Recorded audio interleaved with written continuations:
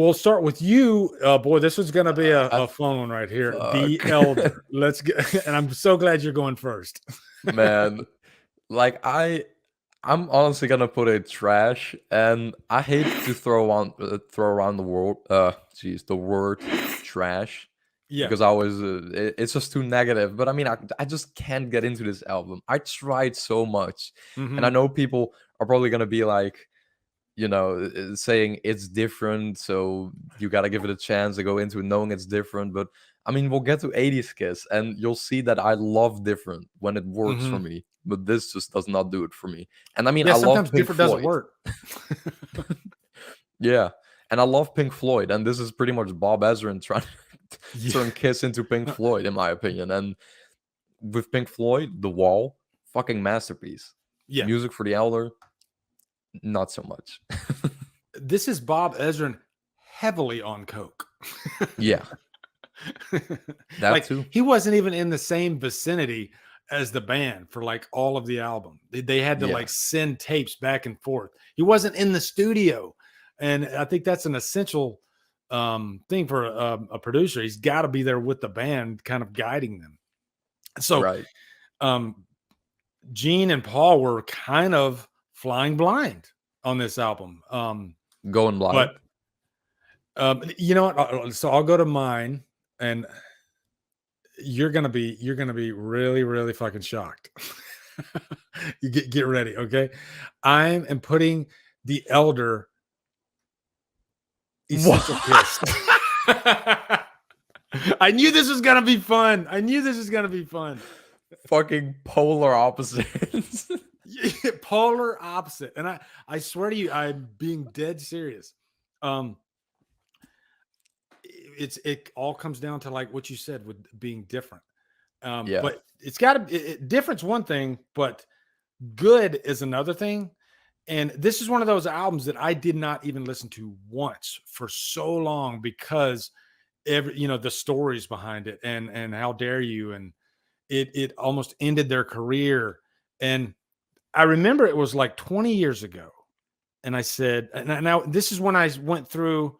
I had a buddy of mine. We were both big Kiss fans, and we both were buying all the albums on CD at the time. And I bought The Elder, and I listened to it, and I liked it somewhat at first. I like what they were trying to achieve, and then I started listening to kind of the backstory of the album and how it all came to be. And I listened to it again, and every time I listen to the album, I love it more and more and more. And it is so different than anything Kiss has ever done. But I like that they were trying to tell this just a story of a boy coming into his own, and these songs required them to go way outside of their comfort zone to be able to properly tell the story that they were trying to tell. And I do like it when bands like reach way outside of their comfort zone and throw a Hail Mary and see what happens. And most of the time it doesn't work. And in this case, it didn't work, But I love the story that's going on. I love the order of the album and how it just feels like this symphonic type of album almost. And you know, again, it comes down to the songs, but I'm one of those big fans of Just a Boy.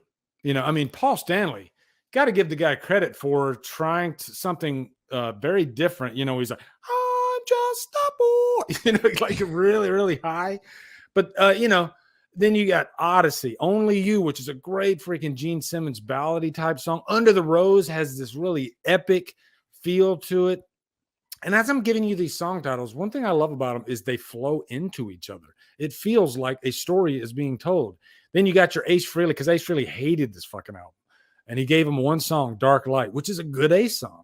A World Without Heroes, another epic freaking Gene Okay, Simmons yeah, song. I'll give you that. That's the only song I can get into of this album. Yeah. And then The Oath. This is almost metal Kiss. Like The Oath is a kick-ass balls to the wall track. And keep in mind, this is the first album that Eric Carr played on. And The Oath is a great it's a great way to showcase his playing style, because it's just balls to the wall, you know. Um, there's not a bad song for me on this album. Mr. Blackwell, Escape from the Island, which is like an instrumental, which Kiss like rarely ever does instrumentals, and then which is single. But they only played, I think, there's you can find a video of the Oath, a live performance of the Oath, which is really good. But Kiss, they avoid this album, like they admit that they hated it. It was a big mistake. But you know, every now and then you get a casual fan like me, or not casual fan, but you get a fan like me that happens to love the album, and Right. it's weird, but maybe it's because it's so different. Because this album sounds completely different than, say, Destroyer or Love Gun, or it's not. It doesn't sound like Kiss. And I've often heard this saying that it's not a good Kiss album, but it's a good album. And I guess I Yeah. can kind of go with that on it, because it's not a good Kiss album. But man, I guess it all comes down to, do I listen to it? And I find myself listening to the Oath quite a bit. I mean, the Elder. I find myself listening to the Elder quite a bit. So yeah, And you know what? I'll give it that. It keeps me interested. yeah, I'm not like I'll never listen to it again. I'll always try, and hopefully one day I can feel the same as you do. But yeah, for now, I just can't. But I love hearing people that love it. Because I yeah. saw Corey I Taylor get in the what you mean by studio. that. I You saw know, Corey Taylor in the studio recording CMF2, and he was wearing the Elder shirt. I'm like, hell yeah, dude, go yeah. rep the underdog. you know. Yeah, I love when I find people that, even if it's an album I don't like, and they love it, it makes me kind of curious. What are they? Okay, so I'm at the opposite end of the spectrum. Right. What is it about this? I need to go back and give this another listen. And Yeah. But so, I think that's because, I mean, I know you're a big Halloween Ends fan, and I am too. I love Halloween Ends. So whenever oh yeah, I I see do. someone else rooting for the underdog, I'm like, hell yeah, because it makes me happy to see that, you know, when people aren't afraid to show their very, very unpopular opinions, you Yeah, know? you know what, you got to. It's your voice. And Halloween Ends is a great example. And in a weird way, that made me love the movie more. That they people got mad at that movie, like they Yeah. hated it with a fiery purple passion. And Ridiculous, man. because I think a lot of people were hurt by it. You know, they're such Yeah. fans of Michael Myers and Halloween, and Right. they felt like they were punched in the dick, you know. Yeah. And they saw it in a different light than I saw it. And I think that's what it is. I think I was just really open-minded about it. And I love the story, and I love the whole Corey story. And then there's, I don't know, I Yeah. just really, I love that movie to death, and I watch it constantly. So yeah, Same here, man. yep. How'd you feel about Kills? I love that one too. I think Yeah, me too. I think Ends is maybe my favorite from the trilogy. Well, Yep. probably is, honestly. But Kills, I love as well. Yeah. And even when I first watched it, I didn't even notice how many times Evil Dies Tonight is in there. Like, it didn't bother me at all. Yeah. Just because people started saying it on the internet, I kind of started realizing, yeah, they do say it a lot, but I mean, it doesn't bug me that much. But I feel like, if you genuinely dislike it because of that, that's fine. But if you Mhm. just jump on the bandwagon, don't. That's a If you problem don't you get feel with the that way, internet. that's fine. Yeah.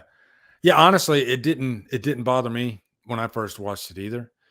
Just because it kind of fit in with the movement and what was going on. And I've seen people at like um protests and rallies, and people, they do that. They chant, they'll latch onto a phrase and they chant it over and over. And if you really Yeah, count, I think they say it like 4 or 5 times, something like that.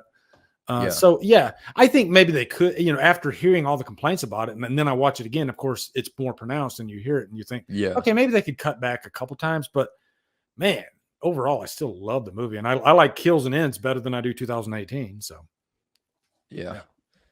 Yeah, I know we're getting way off track here, but I'll also say that Halloween 3 is actually my favorite Halloween movie. You know what? I think Christian Hanna might have said the same thing. I love Halloween. Really? Yeah. I think Christian Sweet. Hanna, I don't want to speak for him, but I think he said he might prefer Halloween 3 over all of them.